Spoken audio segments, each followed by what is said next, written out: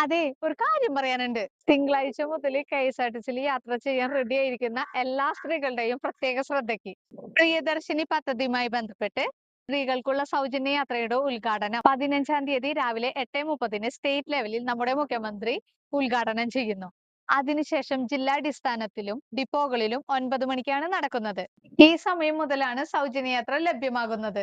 അപ്പോൾ രാവിലെ യാത്ര ചെയ്യുന്നവരുടെ പ്രത്യേക ശ്രദ്ധയ്ക്ക് 9 മണിക്ക് ശേഷം മാത്രമേ ഈ സൗജന്യ യാത്ര ലഭ്യമാകൂ. 7 വിഭാഗം ബസ്സുകളിലാണ് ഈ യാത്രാ സൗജന്യം ഉള്ളത്. 1. സാധാരണ ordinary service. 2. City ordinary bus, limited stop ordinary service. 4. Town to town bus. 5. Fare stage limited stop ordinary. 6. Point to point ordinary service. 7. ഗ്രാമവണ്ടി സർവീസ്.